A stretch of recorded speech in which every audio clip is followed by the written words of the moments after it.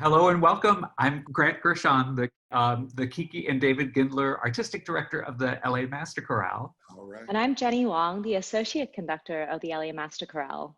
And we're joined today by none other than James Newton, one of the most phenomenal, brilliant, and creative force musicians on the planet. So James, thank you so much for joining us today. Welcome, it's great to see you. It's great to see you both, and I really thank you for the opportunity to be able to communicate together and talk about things that we love in these very challenging times. Absolutely. Where I am, when I think about that, we're all so impacted by these times, by COVID-19 and all of the deaths that have come. The Black Lives Matter movement is so crucial right now. It's I can't tell you how many tears I've shed. Looking at the way that George Floyd, a father and a man in the community, the way that he died, and the callousness of the police officer, it's like a perpetual nightmare.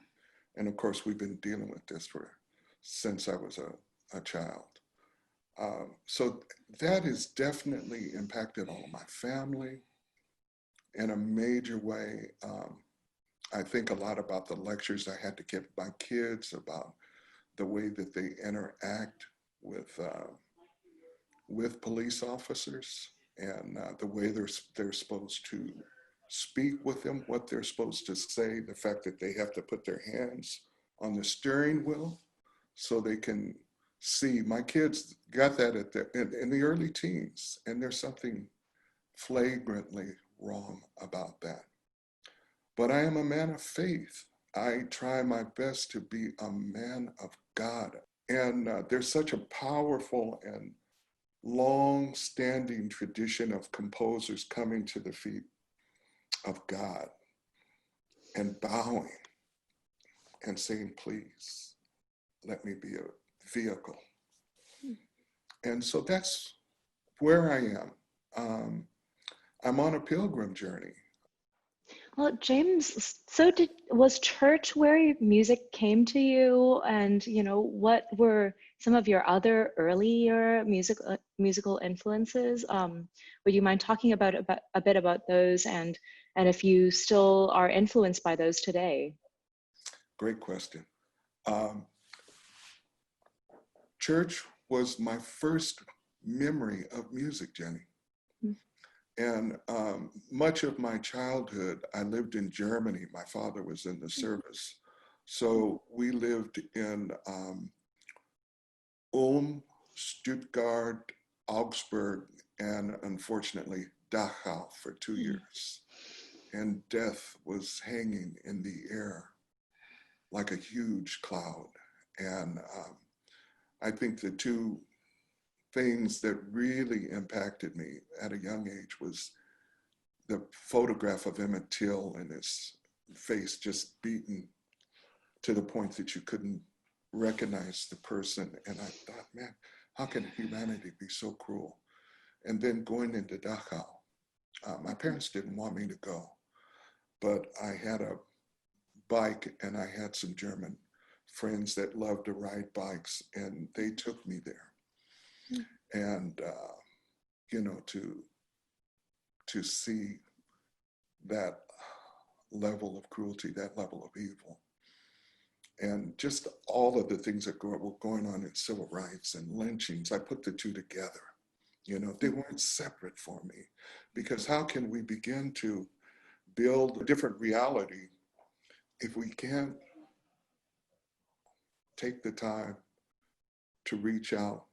So both situations hit me very hard. Now, getting back to music, some summers we'd be able to go home and we would visit my grandparents' rural farm in eastern Arkansas. And we would go to the church services there. There wasn't a piano there. And I remember 4 women singing a cappella. I think I was about 5. And the sound was so amazing, and I was getting chills all up and down my spine. I didn't understand. So what's going on? You know, I started looking at myself. You know, I said, what is this? And that's my first memory of music. In my home, and this is huge for me, my mother mainly played spirituals and gospel music. I heard that day and night. How does that impact me now? The communication of the way that spirituals grab you and they give you a vision of another world. These spirituals, they hold the Bible, and against all of this adversity of being in the most horrific environment where you're not even considered to be a human being, and you create a body of music that is timeless, that teaches people about scripture. It teaches people about faith. And Jimi Hendrix came along, and that changed my life. He was a master of the blues, and so that connected to my father. And then one day I heard Prelude to the Afternoon of a Faun, and I said, what? I started the flute late at 16 and just didn't start reading music till I was 18. But starting music this way was a real blessing.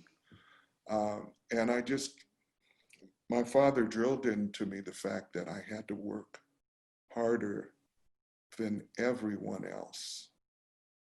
My mother was not born in poverty, but my father was.